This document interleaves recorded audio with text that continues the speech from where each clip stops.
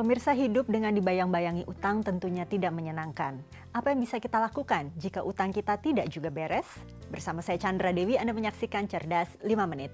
Dan di studio Metro Manulife saat ini saya telah ditemani oleh Bapak Putut Endro Andanawari, Director of Business Development dari Manulife Asset Management Indonesia. Selamat pagi Pak Putut. Pagi Mbak Chandra. Pak Putut, ini tidak sedikit dari kita yang terus saja hidupnya dibayang-bayangi hutang. Gaji hanya sekedar lewat karena untuk membayar hutang.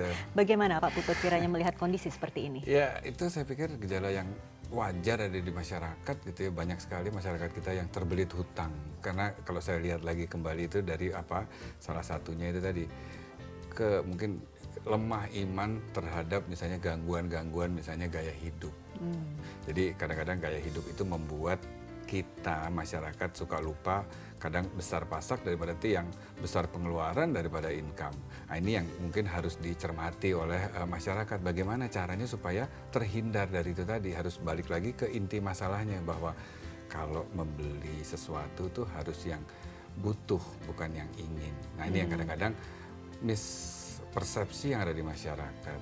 Kedua juga salah satu yang termasuk ikut juga menyumbang di situ apa?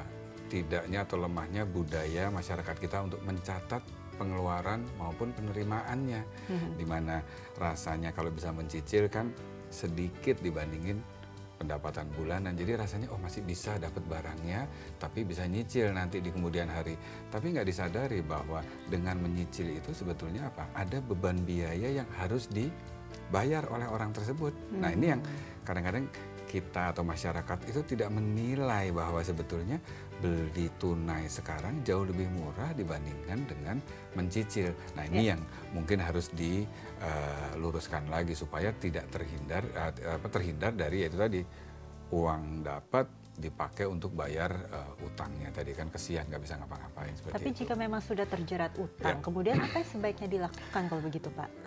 Yang tadi saya bilang harus dilakukan apa? Mencatat pengeluaran maupun penerimaannya. Kemudian juga tadi bandingin tadi. Kalau udah kayak gitu apa? Harus lunasi hutangnya. Caranya gimana? Lihat lagi ke semua kekayaan kita. Apa sih kekayaan-kekayaan kita yang tidak kita gunakan?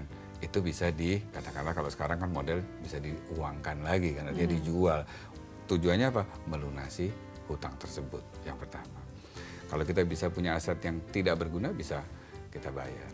Kemudian juga ada nggak sih dana-dana yang kita pakai untuk kemudian hari dalam jangka panjang, misalnya dana investasi untuk panjang gitu. Nah, kalau memang beban baik pokok maupun bunganya cukup besar, dana tersebut yang dana jaga-jaga itu juga bisa dipakai kok. Tapi biasanya suka lupa bahwa kalau sudah lunas hutangnya, terus ngutang lagi. Nah, ini jangan. Justru kalau sudah dilunasi hutangnya, ada yang tadinya uang yang porsi yang digunakan untuk membayar hutang bulan-bulan berikutnya, ini harus digunakan untuk apa? Mengembalikan dana-dana yang tadi kita pakai, dana cadangan tadi atau dana investasi, itu juga bisa digunakan seperti itu.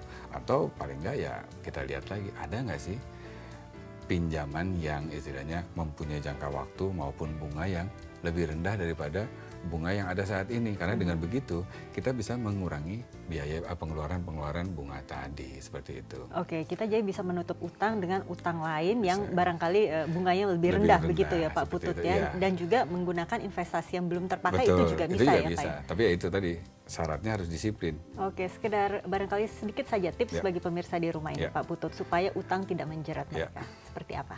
Oke, pertama mungkin biasakan lakukan pencatatan baik penerimaan maupun pengeluaran. Kedua, itu apa, sebelum melakukan pembelian atau berhutang, itu berpikir lagi berapa yang bisa dihemat kalau membandingkan antara membeli tunai dengan membeli menggunakan cicilan. Itu sesuatu yang perlu dipertimbangkan gitu. Jadi jangan sampai kita terjebak sama kebiasaan kita yang selalu gimana nanti gitu. Tapi harusnya nanti itu bagaimana, baik itu harga maupun beban utangnya tadi, seperti itu. Baiklah Pak Putut, terima kasih banyak atas informasi dan kehadirannya Pak. Dan pemirsa, demikianlah Cerdas 5 Menit, Cerdas Finansial untuk episode kali ini. Saya Chandra Dewi, terima kasih dan sampai jumpa. Dipersembahkan oleh